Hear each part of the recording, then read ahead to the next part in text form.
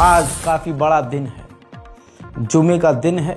अल्लाह करे ये दिन आज का सबके लिए मुबारक हो। सुबह ही सुबह एक बड़ा अपडेट दे रहा हूँ। जो कल अपडेट आया था, छोटा सा अपडेट था, लेकिन आज के लिए वो बहुत बड़ा अपडेट है। संभल नरसंहार के बाद, एक तरफा मुसलमानों पर जुल्म के बाद, जो संभल की मस्जिद को मुसलमानों से छीनने का प्रयास सरकार और प्रशासन के द्वारा किया गया और जो भी संभल में हुआ, इस मामले ने पूरी दुनिया की नज़रें अपनी तरफ खींची। और अब इसके बाद आधिकारिक तौर पर ज़ियाउर रहमान के द्वारा ये जानकारी कल देर रात आई कि सुप्रीम कोर्ट ये मामला पहुंचा दिया गया है। संभल शाही जामा मस्जिद के सर्वे को रोकने के लिए सुप्रीम कोर्ट में एडवोकेट फुजैल साहब की निगरानी में याचिका दाखिल हो गई है। आज यानी शुक्रवार को सीजीआई की बेंच सुनवाई करेगी। आप सभी से गुजारिश है कि दुआ करें, अल्लाह कामयाबी दे, आमीन।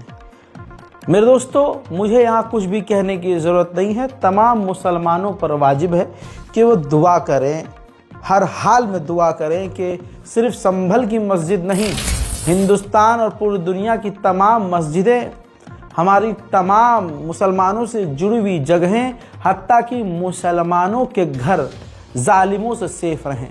दुआ करिए कि जालिम बर्बाद हो, अल्लाह की लाठी ऐसे चले कि जालिम के मुंह टेढ़े हो जाएं, हलक में ज़बान घूम जाए, पेट में आंतें घूम जाएं।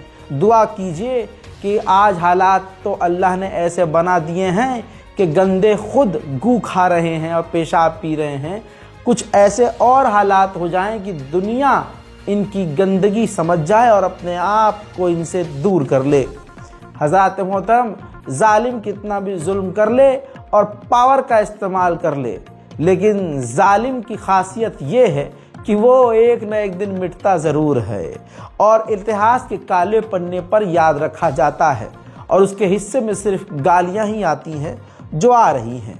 दोस्तों, वहीं संभल की मस्जिद से ऐलान किया गया, जामा मस्जिद से ऐलान किया गया, शाही मस्जिद से ऐलान किया गया कि जुमे के दिन यानी कल, यानी ऐलान कल किया गया था आज के लिए कि नमाज अपने आसपास के घर के मस्जिद जो पढ़ती है वहाँ पढ़ें, अपने घर में पढ़ें, आस पड़ोस की मस्जिदों में जाएं।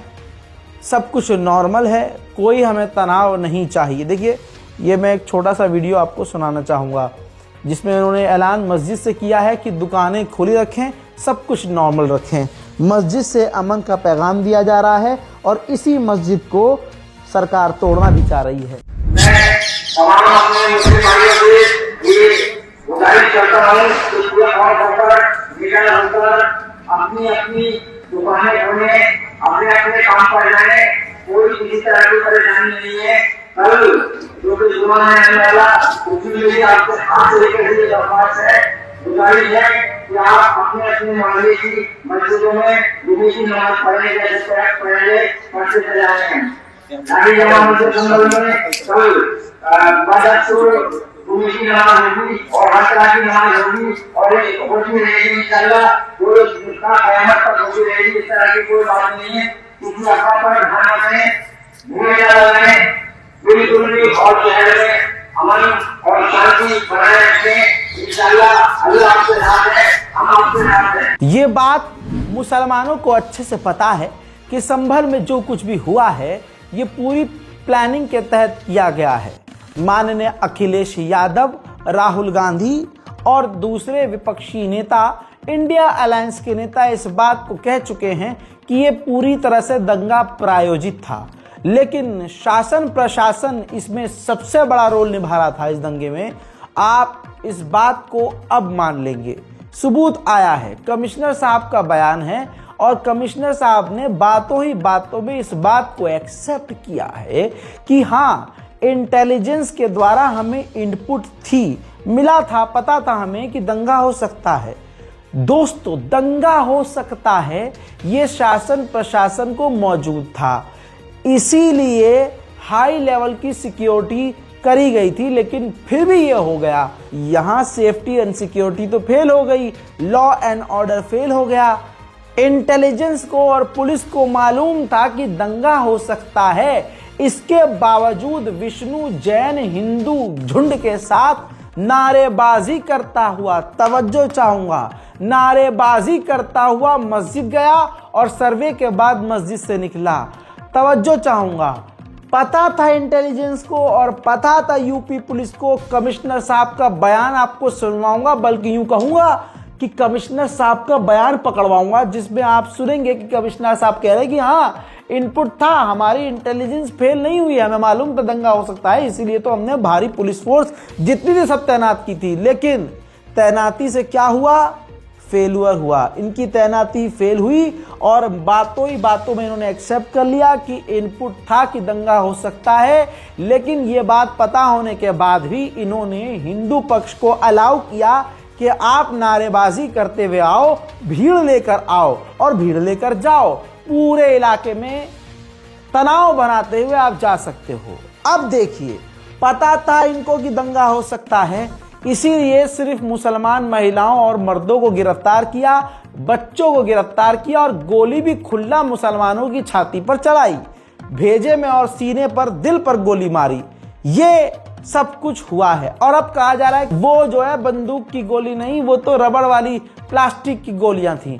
कमाल है, प्लास्टिक की गोलियों ने 5 मुसलमानों को कत्ल कर दिया, दर्जनों को घायल कर दिया, एक तरफा गिरफ्तारी हुई। लेकिन इनपुट होने के बावजूद इन्होंने विष्णु जैन और हिंदू झुंड को आजादी दी थी कि आओ नारेबाजी करते हुए और जाओ नारेबाजी करते हुए। उनमें से किसी को गिरफ्तार नहीं किया गया है। वो उस पक्ष का, हिंदू पक्ष का विष्णु जैन जो एडवोकेट है, वो खुले में फुल मीडिया के सामने अकड़ रहा है, इंटरव्यू दे रहा है, जिसको कोई जानता नहीं था। आज वो हिंदुत्ववादी का ढाल बनने की कोशिश कर रहा है, ड्रामे रच रहा है, सस्ता जो है फेम चाहता है। बहरहाल अब कमिश्नर साहब का बयान पकड़िए, सुनिए नहीं पकड़िए। अभी तक जो इन्वेस्टिगेशन हुई है उसमें कहीं ना कहीं ये लग रहा है कि ये जो दंगा था ये पहले से प्री प्लान था, और अगर प्री प्लान था तो ये कितना बड़ा इंटेलिजेंस फेलियर है लोकल पुलिस का, और क्या पुलिस के अधिकारियों के खिलाफ भी एक्शन लेने का कोई प्लान है आपका? देखिए, जब आप प्लान दंगा है तो इसका इन्वेस्टिगेशन हुआ है। देखिए, ये भी एक थ्योरी है जो चलाई जा रही है कि इंटेलिजेंस फेल्योर, प्रशासनिक फेल्योर। मैं इस पे बहुत स्पष्ट कर दूं आपको। मैंने पहले भी बताया था कि हमें इनपुट था, उसके अनुरूप हमने व्यवस्था की थी। हमारे पास जितनी अवेलेबल फोर्सेस थी वो हमने लगा दी थी। आपने देखा हमने ड्रोन कैमरा लगाया था। अगर इंटेलिजेंस नहीं रहा होता तो हमने ये सारी व्यवस्थाएं क्यों की होती? छतों पे पुलिस लगाई थी और बाकी सारी जगहों पर 5 कंपनी पीएससी थी और लोकल अपनी जो लोकल फोर्सेस थी वो तो थी। जब आप सवाल कर रहे हैं तो ऐसा लग रहा है कि जैसे मेले में भगदड़ हो गई कि प्रशासनिक व्यवस्था फेल हो गई, या फिर कहीं बम फट गया कि प्रशासनिक व्यवस्था फेल हो गई। लोग पत्थर लेके हमला करने आए, उसके लिए जो जरूरी माकूल जवाब था हमने दिया। फेलियर कहाँ आया? अभी भी हम आगे कर रहे हैं। ऐसी स्थिति में आप हो गया क्लियर। कमिश्नर साहब ने एक्सेप्ट कर लिया इनपुट था, तो फेलियर किसका है? फेलियर किसी का नहीं है। 5 लोग ऐसे ही बिना किसी बात के मारे गए। हंसता खेलता संभल, जहां इस तरह की घटनाएं कभी नहीं हुई। आज भी वहां हिंदू और मुसलमान मिलकर जी रहे हैं, मिलकर रह रहे हैं। हमारे जो सहयोगी पत्रकार हैं जो भी वहां जा रहे हैं वो बता रहे हैं, रजा भाई हिंदुओं के इलाके से, हिंदू मोहल्ले से गुजर के वो शाही जामा मस्जिद आती है, और हम तो हिंदू भाइयों से ही एड्रेस पूछ कर गए। वहाँ के हिंदू तो बड़े पोलाइट हैं, बड़े नरम दिल हैं, बड़े प्यार से उन्होंने हमें रास्ता बताया। वहाँ कोई तनाव नहीं है, कोई ये हिंदू मुसलमान था ही नहीं। सही बात यह है, ये ऊपर से आदेश था कि ये करवाओ, और खाकी वर्दी का कुछ अपना ही अलग ही होगा। किसी को खुश करना होगा, किसी वर्दी वाले को 4 एक्स्ट्रा सितारे यहाँ चाहिए होंगे।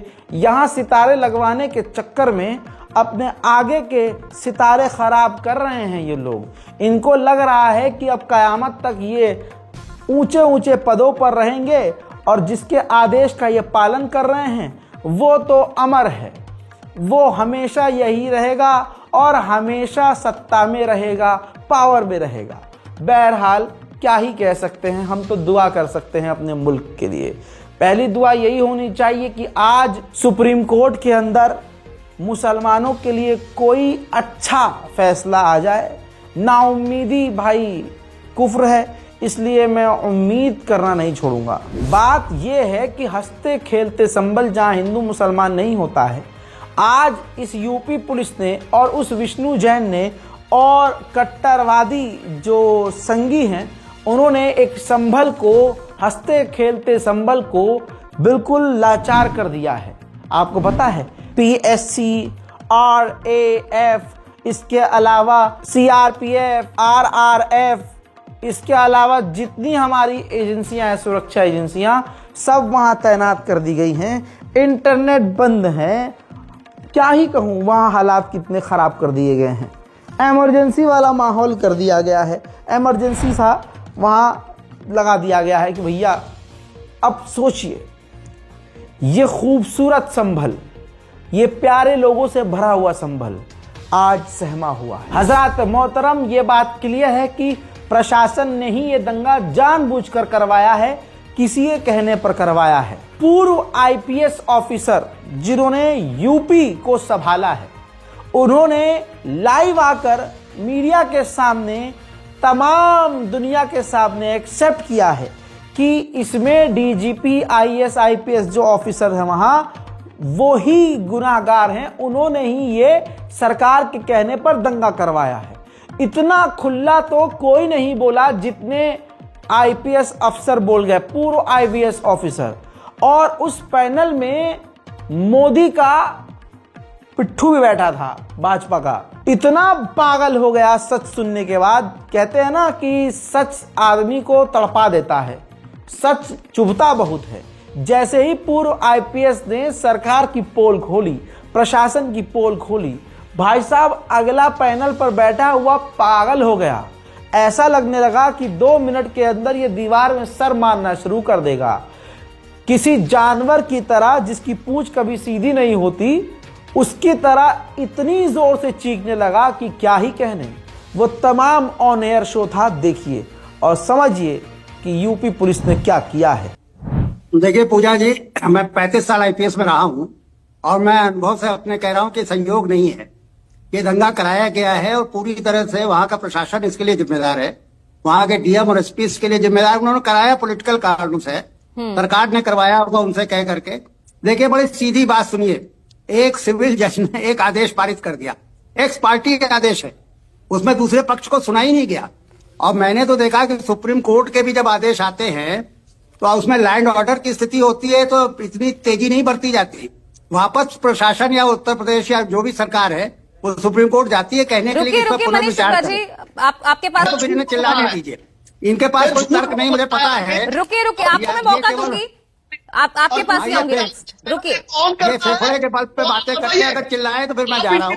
मेरी बात अगर सुनिए तो मैं बोलूँ। मनीष जी, पूजा जी ये बात कतई गलत है, ये आदमी झूठ बोल रहा है। इसने कहा कि सरकार के कहने पे DM और कप्तान ने कराया है, ये बता रहा हूँ, मैं अभी साबित करता हूँ, ठीक है साबित भी करें। रुकिए ना, रुकिए मनीष जी, अरे धैर्य तो रखिए ना, उनकी बात तो सुनिए। आपका आरोप सुन लिया उन्होंने। सोचिए, ये पूर्व DGP कह रहे हैं, मैं और आप या कोई और विपक्ष का नेता नहीं कह रहा है। पूर्व DGP इस बात का खुलासा कर रहे हैं कि शासन प्रशासन ने ये खेल खेला है, लेकिन अभी भी जुल्म एक तरफा किया जा रहा है। आपको पता है, सोशल मीडिया पर नजर रखी जा रही है और मुसलमान युवकों को खंगाल खंगाल कर गिरफ्तार किया जा रहा है। एक व्यक्ति को, एक नौजवान शख्स को यूपी पुलिस ने गिरफ्तार किया। मेरे दोस्तों, बदायूं में लड़के ने फेसबुक पर कुछ बातें लिखी तो पुलिस ने, यूपी पुलिस ने गिरफ्तार कर लिया। लिखा क्या है ये देखिए, फेसबुक पर उसने लिखा, कमजोर इंसान जुल्म से तंग आकर जब बदला लेने का फैसला करता है तो बड़े बड़े ताकतवरों को तबाह कर देता है। देखिए, यही चीज हम बॉलीवुड के अंदर देखते आए हैं। भाई, करण अर्जुन की मां पर और उसके परिवार पर जुल्म हुआ, वो कई साल तक कहती रही करण अर्जुन आएंगे, और जुल्म का बदला फिर उसने लिया। बॉलीवुड की तमाम फिल्में इसी कहानियों पर आधारित होती हैं। तो इसमें न संभल का जिक्र था, न किसी और चीज का जिक्र था। यह बहुत क्लियर बात थी। हर मस्जिद मंदिर में ढूंढ रहे हो, इतनी मोहब्बत है मस्जिद से तो इस्लाम क्यों नहीं कबूल कर लेते? भाई, जिस तरह से हिंदू समुदाय मुसलमानों से कहता है कि घर वापसी करो, तो मुसलमान बड़ी मोहब्बत और प्यार से क्यों नहीं कह सकता कि इस्लाम कबूल करो?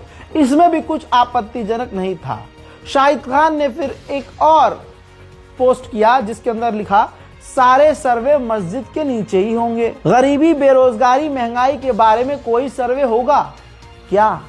इसने इस पोस्ट में यह नहीं लिखा कि सर्वे नहीं होना चाहिए, यह नहीं कहा कि सर्वे गलत है, कोर्ट गलत है, कानून गलत है, कचहरी गलत है, कुछ नहीं कहा। सिर्फ ये कहा कि गरीबी और बेरोजगारी और महंगाई के बारे में कोई सर्वे होगा। तो ये लगा कि सीधा मोदी जी का नाम ले लिया इसने, लेकिन इसने तो मोदी का भी नाम ले लिया। इतनी सी ही बात पर इस व्यक्ति को गिरफ्तार, इस लड़के को गिरफ्तार कर लिया गया। इस्लाम नगर थाना क्षेत्र के खानपुर का मामला बताया गया है। युवक को छोड़ने पर हिंदू समुदाय के लोगों में भारी आक्रोश। मतलब पुलिस ने पूछताछ करके छोड़ दिया तो हिंदू संगठन और हिंदू जो इलाके के लोग हैं उनके दिमाग में तो ये था, अरे ये कैसे बोल गया भाई, अरे ये बोला के ये जिंदा कैसे रह गया? यूपी पुलिस तो हमारे लिए दंगे कर रही है, हमें कुछ करना नहीं है। और यूपी पुलिस ने इस मुल्ले को छोड़, इसके भी सीने में गोली मार देते साले के। मतलब ये माहौल है। ये मुसलमान अल्पसंख्यक सोच रहा है कि नहीं, हमें लड़ना नहीं है, हमें भिड़ना नहीं है, आराम से रहना है, शांति से रहना नहीं। हमारे बुजुर्गों ने मना किया है, हमें भिड़ना ही नहीं। क्यों भिड़ना? हम भिड़ेंगे अपने ही देश का नुकसान होगा, मजाक बनेगा। लेकिन हमारी खामोशी को समझ लिया भाई, डर रहे हैं मुल्ले। बात कर दो कुछ मिनट की तो अरे 15 मिनट मांग दिए इन्होंने, अरे हम तो 5 मिनट में सवाया कर देंगे। अबे हक के कान साफ की नहीं जाती तुमसे, खड़े होके मूत के पानी नहीं लिया जाता तुमसे, गंधोड़े। और चलेंगे भाई साहब हिंदू मुसलमान दंगा करने। मत तोड़ो देश को भाई, मत तोड़ो देश को। इन नेताओं के चक्कर में, इस बीजेपी के चक्कर में और दूसरी पार्टियों के चक्कर में आके देखो, इन नेताओं के बच्चों को कुछ नहीं होता है। इनकी बेटे बेटियां जो हैं विदेश में, जर्मनी, फ्रांस में पढ़ रहे होते हैं, खूब अय्याशी कर रहे होते हैं, रोज क्लब, रोज घूमना, रोज गाड़ी, उधम पैसा, अंधी जिंदगी, जबरदस्त ऐश, किसी चीज की कमी नहीं है। मारे कौन जाते हैं? आप, हम, यही होता है। लेकिन जितनी देर से समझेंगे हम उतना ही अपना नुकसान करेंगे हम। यूपी पुलिस को अच्छे से माननीय कोर्ट भी समझ चुका है। कल कोर्ट ने बड़ा ही खतरनाक बयान दिया। बयान आपके सामने लगा रहा हूं, पहले से वायरल है, लेकिन जाकिर अली तयागी के ही सोर्स के जरिए मैं आपको दिखाऊंगा, क्योंकि इसके कमेंट आपको दिखाना जरूरी है। जस्टिस सूर्यकांत ने बोला कि उत्तर प्रदेश में पुलिस सत्ता का आनंद ले रही है, उसे संवेदनशील बनाने की जरूरत है।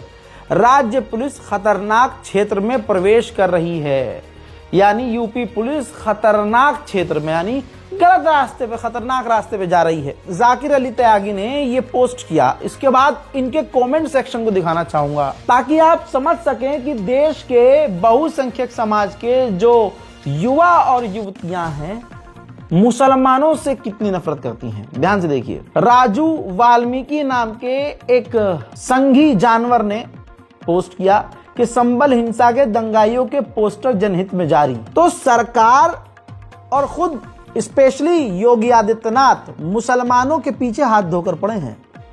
ऐसे देश में हिंदुओं के द्वारा भी दंगे हुए हैं, कभी पोस्टर जारी नहीं हुआ है। लेकिन इत्तेफाक देखिए, जब भी मुसलमान की तरफ से कुछ होता है या मुसलमानों पर जुल्म होता है तो मुसलमानों को फंसाने के लिए पथराव का इल्जाम लगाकर उनकी तस्वीरें जारी कर देते हैं। मेरे दोस्तों, इसलिए आतंकी ने एक लाइन भी लिखी है कि अब गांव भी तोड़ी जाएगी, जिहादियों रोना शुरू करो। आप देख रहे हैं, ये टोन है। इसी तरह से 101 हिंदू मोदी फैमिली नाम का, बस जहां मोदी का नाम आ जाए वहां समझ जाइए कि उनका टोन क्या होगा, किरदार क्या होगा, कैरेक्टर क्या होगा। यह कमेंट करता है कि अगली बार इस जज को पुलिस की जगह पत्थर खाने को भेजना चाहिए। मां कसम, ये एक पत्थर पड़ते ही मिसाइल चलाने की इजाजत दे देगा। ये ऐसे जज हिंदुस्तान के लिए खतरा है। आप समझ लीजिए, ये आज हर दूसरे हिंदू की सोच है। अगर कोई न्यायपालिका का जज भी हल्का सा उनके खिलाफ बोल देता है तो ये उस जज को पत्थर खाने लायक और हिंदुस्तान हमारे भारत के खिलाफ बता देते हैं। तो आज हम ऐसे हैवानों के बीच रह रहे हैं, इसलिए मैं अल्पसंख्यकों से कहूंगा अपने बच्चों को सेल्फ डिफेंस सिखाइए, दिमाग तेज कीजिए। अपनी बेटियों को कहिए कि अपनी शर्मगाह दिखाने से अच्छा है कुछ स्किल हासिल करो। मुस्लिम और अल्पसंख्यक जो ये जिम में जाकर अपनी जांघें और चढ़ और सीना फुलाकर स्लो मोशन में वीडियो बनाकर सिद्धू मूसेवाला का या कोई पंजाबी सॉन्ग लगाकर किसी दोस्त की किराए की गाड़ी मांगकर उस पर फ्लेक्स करते हैं, स्टाइल मारकर लाइक्स के लिए इतनी मेहनत करते हैं, उन अपने जिम वाले से कहिए, लौंडे से, कि बेटा ये छाती फुलाकर तुम देश को क्या दोगे। अपने लिए पूरी तरह से लाइक्स भी हासिल नहीं कर पाओगे, और जो कर रहे हैं लाइक्स और पैसे हासिल, उनके तो माँ बाप भी नंगे हो चुके हैं। ये मैं अपने कौम के अंदर की बात कर रहा हूं, हो तो हर जगह ये रहा है। तो बॉडी फुलाएं तो यहां सीने में जिगर भी लेके आए, समझ रहे आप? क्योंकि आज ये सीधा गोली मार रहे हैं, हमारे घरों में घुस रहे हैं। अगर हमारे पास दिमाग हो तो हमें पता होगा कि हम इनसे कैसे बचेंगे, अपने परिवार को कैसे बचाएंगे। कोर्ट हमें अधिकार देता है कि हमें सेल्फ डिफेंस करना है। सेल्फ डिफेंस के नाम पर आज उनके गुरुकुल और हिंदू स्कूलों में न जाने क्या क्या बच्चों को, यहां तक बंदूक तक चलानी सिखाई जा रही है, और हम इसी में अटके हुए हैं कि हमारा बच्चा मदरसा नहीं पढ़ेगा, हमारी बच्ची कॉलेज जाएगी। बच्ची कॉलेज बाद में जा रही है, ओयो पहले जा रही है। बच्ची घर से हिजाब पहन के निकल रही है, मेट्रो तक पहुंचते हुए नंगी हो जा रही है, अंदर से ओहो वेस्टर्न। अब जो साथ का हिंदू होगा, जो पड़ोस का हिंदू होगा, जो आसपास के हिंदू, वो देखेंगे अरे है तो मुल्ली, इसे हिजाब नहीं पहनना, इसे नंगा होए, इसकी ये देखो, इसकी वो देखो। ये होता है। ये मेरी बहनें इस बात की गवाह हैं, जो माँ की पेट से इस्मत और इज्जतदार पैदा हुई हैं, जिनके लिए जान से ज़्यादा इज्जत ज़रूरी है, वो मेरी बहनें गवाही देंगी कि यही होता है। मेट्रो के अंदर आप देखिए, जब आप हिजाब उतारती हैं तो लोग तो देखते हैं, लेकिन हिजाब उतारने से पहले वो महिलाएं, वो मुस्लिम लड़कियां अपनी इज्जत, अपनी शर्म उतार चुकी होती हैं। तभी तो उनकी इतनी हिम्मत हो जाती है कि पब्लिक में वो अपना हिजाब उतारती हैं। अब जो गैर मुस्लिम है वो देख के क्या सोचते हैं कि यार इनके यहाँ ज़बरदस्ती हिजाब करवाते हैं, देखो लड़कियां तो पहनना ही नहीं चाहती हिजाब, और ये देखो हिजाब उतारते ही, यार ये तो हमारे यहाँ जो लड़कियां हैं उनसे भी ज़्यादा हॉट एंड सेक्सी हैं। वाह वाह, मज़ा ही आ गया। आप समझ रहे हो? माजरत के साथ बर्दाश्त कीजिए मैं जो बोल रहा हूँ। तो दूसरों में ये पैगाम जाता है कि मुसलमान लड़कियां हिजाब करना नहीं चाहती, ये बेचारी प्रताड़ित की जा रही हैं अपने कौम में। यार अब सुनिए, अब आप मेरी बात नहीं मानेंगे तो मैं यहाँ पर एक, समझ लीजिए, एक वीडियो चुपके से बनाया था मैंने। मैं किसी जगह से कैब से जा रहा था किसी जगह, तो कैब के जो ड्राइवर भैया हैं हिंदू थे, मैं मुसलमान ऑब्वियसली, अल्हम्दुलिल्लाह। अब ऐसी बात होते होते, क्योंकि मैं बात करना पसंद करता हूँ लोगों से, बात होते होते उन्होंने मुझे यही बात बोली जो समझाया मैंने, कि बाद में आखिर में कुछ बातें फ़नी हो गई, हंसी भी आई मुझे और बड़े मज़े किए हमने, काफ़ी लंबी बात हुई, लेकिन वो बातचीत मैं आपको सुनाना चाहूँगा। हालांकि भाई ने मना किया कि भाई मेरा फेस, मेरा नाम मत बताइएगा, तो वो तो मैं आपको नहीं बताऊँगा। रात का समय था, आधी रात का समय था, वीडियो ध्यान से सुनिएगा।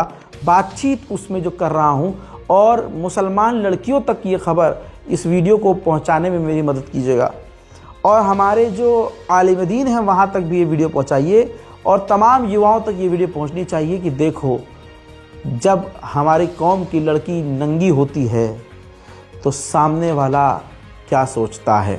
तुम्हारा हिजाब उतारना सिर्फ तुम्हें नंगा नहीं करता है, हमें भी नंगा करता है। पहन रखा था, काना मतलब टॉप, और जब उतरी तो मुर्गे उतरी, मैं सोच रहा मेरे ये क्या है। मैंने कहा ये कब चेंज किया, मेरे पता ही नहीं चला। अच्छा, मतलब गाड़ी में बैठी तो पजामी पहन रखी थी वैसे ही, गुलाबी रंग की पजामी और गुलाबी बुकाना वो टॉप। हाँ, मतलब बुरखा नहीं था, बुरखा नहीं था। गाड़ी से उतरी तो बुरखा पहन था मेरे को तो, हाँ तब बुरखा था, काला था, काला मतलब पूरा ढक लिया मुँह। हाँ, मैंने कहा ये क्या है।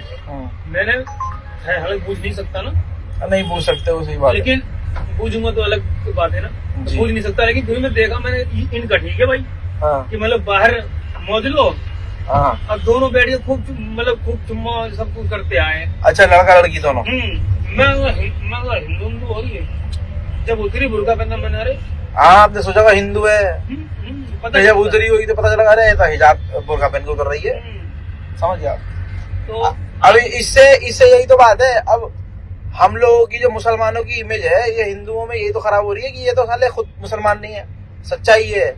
आई होप कि मजाक में आपको एक सीरियस टॉपिक समझ में आया होगा। ये बिल्कुल पार्ट अलग था, लेकिन क्योंकि ये कनेक्ट कर रहा था तो मैंने वो वीडियो यहीं दिखा दिया, वरना मैंने सोचा था कि ये वीडियो मैं सिर्फ इंस्टाग्राम और फेसबुक पर डाल के छोड़ूंगा। लेकिन दोस्तों अब सोचिए, आज जो गैर मजहब के लोग हैं वो सीधा हमें गलत इसलिए समझ रहे हैं क्योंकि हमारी कौम की बेटियां ही नंगी हो रही हैं। क्या कह सकते हैं भाई, कुछ कह, लेकिन अभी युवाओं को बोल दो आज हमारे साथ क्यों हो रहा है ये सब। हमारी उम्र के लड़के लड़कियों को खबरों की जानकारी होनी चाहिए, उनको खबरों की लेकिन जानकारी नहीं है। ये जानकारी जरूर है कि हाँ वो फलानी हीरोइन ने उस फिल्म के सीन में वो कौन सी ड्रेस पहनी थी, भाई हेयर मुझे कलर करवाने हैं तो कौन से कलर करवाने हैं, ब्राउन में 5 तरह के ब्राउन होते हैं, उस 5वें ब्राउन में मुझे यहाँ से ये करवाना है और वहाँ से ये करवाना है। क्या कहूँ, वो इन्फ्लुएंसर ऐसी है, वो इन्फ्लुएंसर ऐसा है, मुझे उस कैफ़े में घूमने जाना है, मुझे उस क्लब में जाना है, मुझे इन तमाम चीज़ों की नॉलेज है, तमाम चीज़ों की। लेकिन हमारी कौम के साथ क्या हो रहा है, हमारे मुल्क के साथ क्या हो रहा है, आज जो लड़के लड़कियां खामोश हैं, जो आप देखिए जो इन्फ्लुएंसर हैं, जो बड़े बड़े इन्फ्लुएंसर हैं, बहुत सारे नाम मेरी ज़बान पे आए हुए हैं लेकिन मैं बोलूँगा तो अभी दुश्मनी हो जाएगी। लेकिन आप खुद देखिए, जिनको आप भी देखते होंगे, वो भी ना कौम के लिए बोलते हैं ना देश के लिए। देश के लिए कब बोलते हैं वो सारे गलीज तब बोलेंगे देश के लिए जब 15 अगस्त और 26 जनवरी होगी, बस वो भी लाइक्स के लिए, देश के लिए नहीं।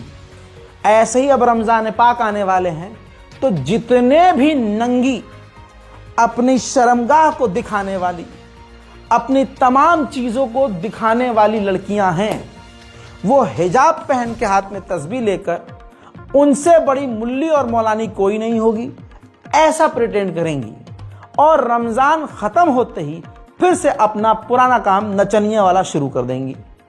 और ऐसे ही मुसलमान लड़के जो तथाकथित इन्फ्लुएंसर हैं, तो ये देश के लिए, दीन के लिए कुछ नहीं कर रहे हैं भाई, इनको भाई मत बोलो। और यही बात इतने लोगों को बुरी लग जाएगी कि अब हो सकता है 4-5 इन्फ्लुएंसर मिलके मेरे बाइकआउट की बात करें, लेकिन वो मेरे मतलब वहाँ नहीं, यहाँ कदमों में जाएं, भाड़ में जाएं, गधे के पिछवाड़े में जाएं। अल्लाह जितना मुझसे काम ले रहा है उतना काम तो मैं करूँगा। इस ज़बान में जब तक अल्लाह ने ताकत दी है मैं बोलता, जिगर होना चाहिए। वही मैं लोगों से कहता हूँ कि इतनी बॉडी फुलाकर तुम कहीं काम ही ना आओ तो इतनी बॉडी का फ़ायदा क्या है। और कोई माचिस की तीली हो और वो ऐसी जगह काम आ जाए कि उस अकेले बंदे की हिम्मत की वजह से आतंकी उसकी गली में न घुस पाए, ये है जिगरा। जामिया मिल्लिया इस्लामिया के नौजवानों ने सबूत दिया कि वो जिंदा है, सबूत दिया कि देश का भविष्य जिंदा है। छात्रों ने संभल नरसंहार पर प्रदर्शन किया।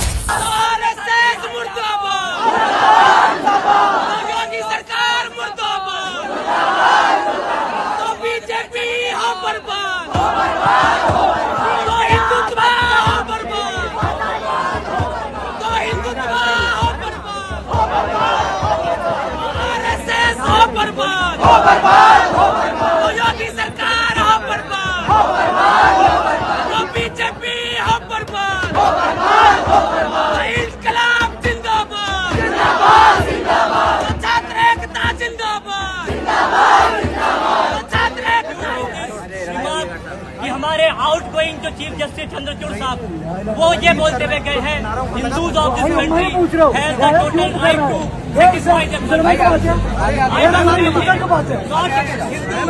every Muslim in this country, every oppressed community in this country, every direct individual in this country has the right to satisfy their conscience. क्या आपको पता है जिसे आज हिंदूवादी ये कुछ गोबरखोर जो गोबर को खाने लायक समझते हैं, वो झुंड इन बाप बेटों को अपना बाप बनाए घूम रहा है कि भाई इनसे बढ़िया कोई नहीं है, ये हिंदुओं के ठेकेदार हैं, ये तो शक्तिमान हैं, सर्वोपरि हैं भाई, इनसे ऊपर कोई है ही नहीं। दोस्तों, अंसार इमरान कि अगर आपने इस रिसर्च को नहीं पढ़ा है तो फिर आपने कुछ नहीं पढ़ा है। आइए इनकी रिसर्च आपके सामने रखते हैं। बाप बेटे को बहुत खुदाई का शौक है तो थोड़ी खुदाई इनकी भी हो जाए। अंसार इमरान ने दिल ही जीत लिया ये 1.5 लाइन में। मैं तो यहीं पिघल गया। मैंने कहा ये है लाइन भाई साहब। आइए अब आगे जानकारी देखते हैं। जिस विष्णु जैन को राइट विंग ने अपना नया दामाद और फलाने वाले हृदय सम्राट बना रखा है, उसकी सच्चाई बहुत कड़वी है। पहले ज्ञान व्यापी और अब संभल की मस्जिद को बाप बेटे द्वारा मंदिर घोषित करने वाली याचिका पर दक्षिण पंथ अभी कथित हिंदू समुदाय की जीत बता रहा है। वो ये जान ले कि एक मामले में ये दोनों महोदय हिंदू मंदिर के खिलाफ ही केस लड़ रहे हैं। यकीन नहीं हुआ ना? गुजरात के जूनागढ़ में गिरनार पर्वत को लेकर हिंदू और जैन समुदाय में लंबे समय से विवाद चल रहा है। वहीं हिंदू उन्हें भगवान विष्णु के अवतार दत्तात्रेय के पद चिन्ह मानते हैं और जैन नेमिनाथ के पद चिन्हों की पूजा करते हैं। जैन कहते हैं ये हमारे गुरु के पैर के निशान है और हिंदू कहते हैं भाई हमारे ये गुरु के पैर के निशान हैं। मामले में ट्विस्ट ये है कि जिस विष्णु जैन को राइट विंग मुसलमानों की मस्जिदों के खिलाफ याचिका डालने की वजह से हिंदू हृदय सम्राट की उपाधि देते हैं, वो इस मामले में हिंदू समुदाय के खिलाफ केस लड़ रहा है।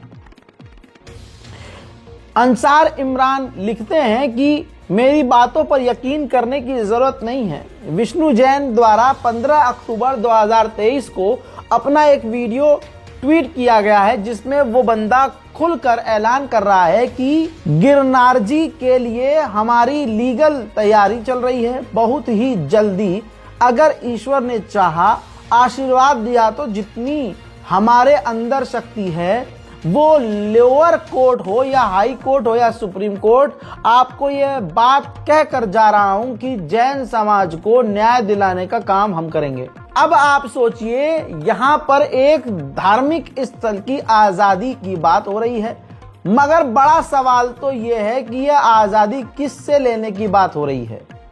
यकीनन हिंदू समाज से।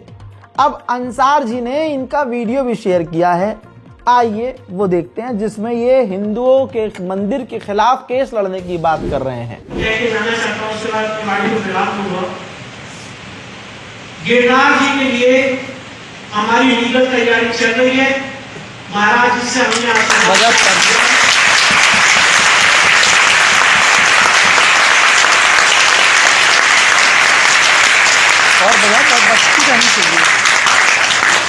और बहुत ही जल्दी गिरनार जी पे अगर ईश्वर ने चाहा, भगवान ने आशीर्वाद दिया और जितने हमारे अंदर शक्ति है, सामर्थ्य है, चाहे वो लोअर कोर्ट हो, जूनागढ़ की कोर्ट हो, गुजरात हाई कोर्ट हो, दिल्ली हाई कोर्ट हो, सुप्रीम कोर्ट हो, आप लोगों को बात कह के जा रहा हूँ, जैन समाज के लोगों को न्याय दिलाने का काम हम करेंगे।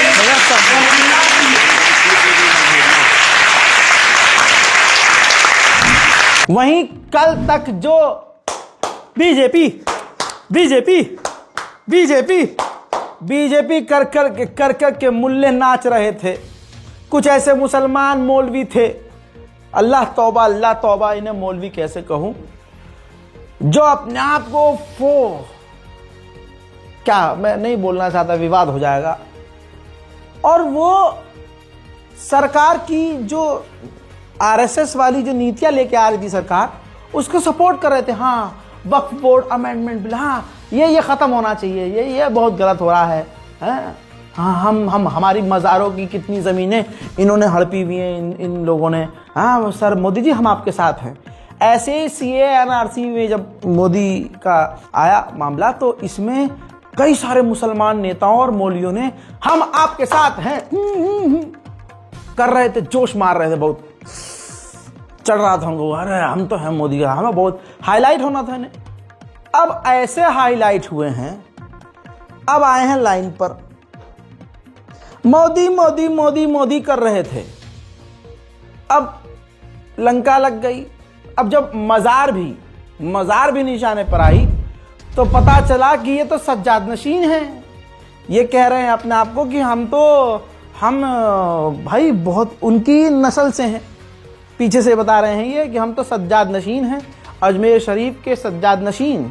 और अब ये आपत्ति दर्ज कर रहे हैं कि ये हिंदू मुसलमान क्यों हो रहा है, देश में मंदिर मस्जिद क्यों हो रहा है। हम अब तो उसकी निंदा भी करते हैं जो संभल में मुसलमानों को मारा गया है, और बड़े मीठी ज़बान से, ताकि इनके ऊपर भी कोई कार्रवाई ना हो जाए।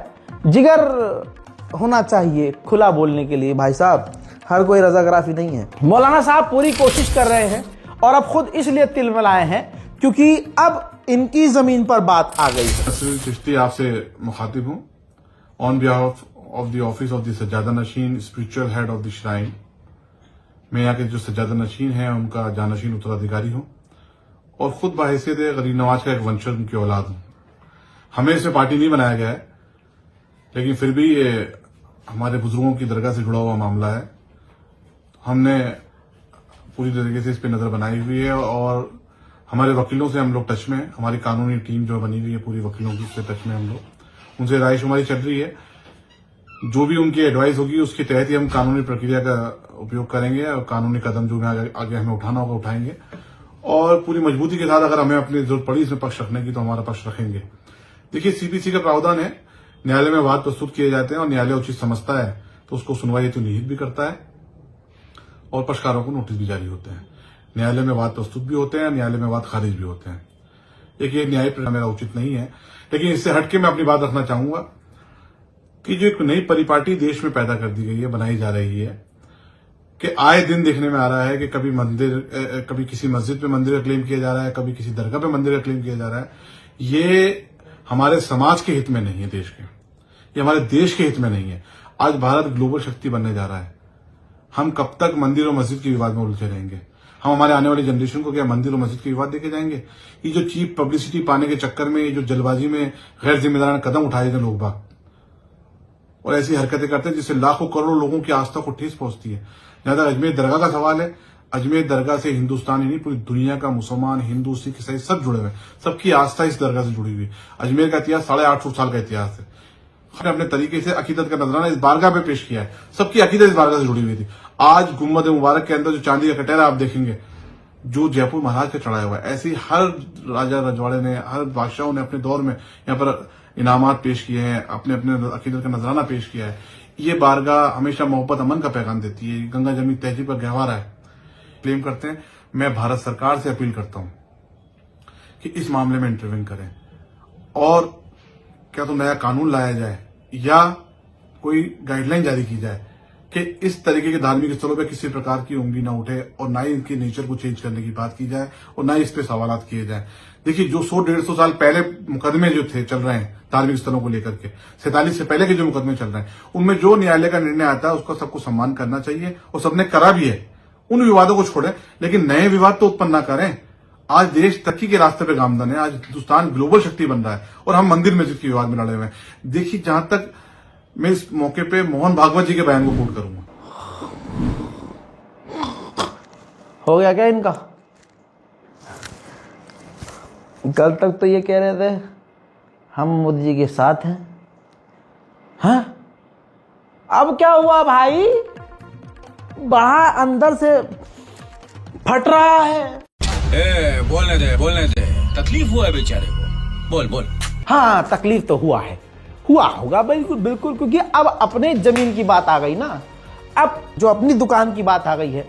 जब देश का मुसलमान कह रहा था कि ये वक्फ बोर्ड अमेंडमेंट बिल जो लेके आ रहे हैं ये पूरे हिंदुस्तान के मस्जिद और मदरसों और जो तमाम हमें अल्लाह की राह में दी हुई मस्जिदें और ज़मीनें हैं और जो भी जगह हैं उनका मसला है और उस पर फिर कब्ज़ा हो जाएगा सरकार का।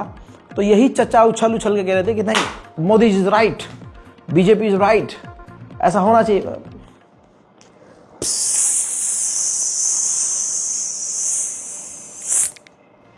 अब खामोश रहिए, खामोश रहिए।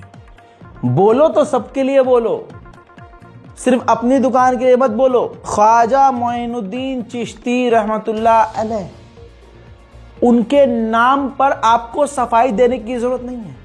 सबको पता है ये फसाद डाला गया है। सवाल ये है कि और भी फसाद डाले जाते हैं तब आप एक नहीं होते, तब आपको नहीं। अब बोले भी इसलिए, अभी तक तो ये संभल की भी आलोचना नहीं हो रही थी। तो ऐसे लीडर, मुसलमान दिखने वाले शख्सियत भी हैं जो बीजेपी को कल तक सपोर्ट कर रहे थे और आज लाल हो गई है उल्टा उन्हीं की। तो अब इनको वो हो रहा कि ये चलिए हम दुआ करते हैं कि अल्लाह मोहम्मद व आले मोहम्मद के सदके ऐसे तमाम मुसलमान जो अपना बचाने के लिए बीजेपी कर रहे हैं, उनकी आंखें खुले।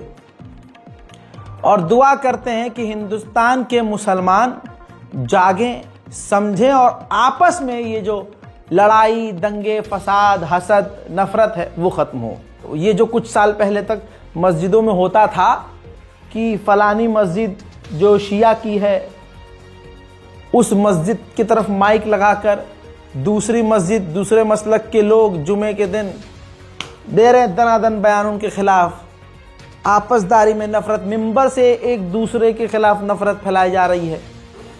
और आज वो नफरत ख़त्म नहीं है, वो बस नफरत पर धूल जम गई है। पता है क्यों? क्योंकि दुश्मन हमारे माथे और सीने और पिछवाड़े पर ठाह से गोली मार रहा है, बिना ये देखे कि हम शिया हैं कि सुन्नी हैं, क्या हैं। इस वजह से हम आपस में नहीं लड़ रहे हैं, क्योंकि एक तरफा हम सब निशाने पर हैं। जहां सब कुछ इंशाअल्लाह सही हो जाएगा तो हम ये देखेंगे, अल्लाह ना करे ऐसा हो, नहीं बोलना चाहिए, लेकिन फिर हम आपस में लड़ना शुरू कर देंगे। तो यही कहना चाहता हूं मुसलमानों से कि भाई समझो, अगर कोई मौलवी मुल्ला नफरत फैला रहा है तो उसको कहो देखो ये मुस्लिम देश नहीं है। अगर तुमको ये कट्टरपंथी, कट्टरवादी चीज़ फैलानी है, सीधा निकलो पाकिस्तान, सीधा बांग्लादेश भी जा सकते हो, ऑप्शन है, सीधा पाकिस्तान। ये है भाई हिंदुस्तान, यहाँ पर हमें मिलकर रहना होगा। साथ में भाई अगर हम आपस में बट जाएंगे तो कट जाएंगे। मेरी आप लोगों से अपील है कि शांति बना कर रखिए, दिमाग की नसें खुले रखिए। अपने मोहल्ले की मस्जिदों को अगर बचाना है तो 5 टाइम के नमाजी बनिए, अपनी मस्जिदों को सुनी मत छोड़िए, संविधान के बारे में ऑनलाइन पढ़िए, समझिए। मुस्लिम वकीलों से मेरी गुजारिश है कि कितना पैसा कमाओगे और कितना पैसा कहाँ लेके जाओगे, कुछ आप भी इस दीन के लिए, इस देश के लिए करिए कि मुस्लिम सिर्फ 20, ज़्यादा नहीं, पूरे देश भर से 20 जिनको अल्लाह ने सीने में हिम्मत दी है और ज़बान में ताकत, वो 20 वकील एक हो जाएं, एक ग्रुप बनाएं। ग्रुप बनाने के बाद वो देश भर में जिनका लग रहा है कि फलानी ज़मीन के नीचे, ऊपर कुछ भी बना हो, लेकिन फलानी ज़मीन के नीचे हमारी मस्जिद थी, तो आप भी टिट फॉर टैट कीजिए। लेकिन ये सेकेंडरी चीज़ होनी चाहिए। पहली चीज़ ये होनी चाहिए कि इस तरह के विवाद से बचने के लिए और मुस्लिम युवाओं के खिलाफ जो कार्रवाई की जाती है उसके लिए आप क्या कर सकते हैं लीगल सपोर्ट में, वो आप काम करिए। मेरा दिल कह रहा है कि मुसलमान भारत का आज इतना प्रताड़ित है कि 20 बड़े बड़े वकील एक होकर मुसलमानों के हक के लिए लड़ना शुरू कर दें तो इंशाअल्लाह आपको फिर कहीं और जाने की ज़रूरत नहीं पड़ेगी। ये हिंदुस्तान के गरीब मुसलमान भी एक दूसरे की मदद के नाम पर आपकी फीस और आपका पूरा खर्चा उठाएंगे। और मेरे जैसे कुछ पत्रकार और यूट्यूबर भी आपका फुल साथ देंगे और एक छोटा सा काफिला आप शुरू करेंगे। ये काफिला कब एक बड़ा कारवां बन जाएगा, यकीन कीजिए ये 1 साल के अंदर हो जाएगा। बस आप कदम बढ़ाइए, हम आपके साथ हैं। मैं हूं रजा और आप देख रहे थे रजाग्राफी। जय हिंद।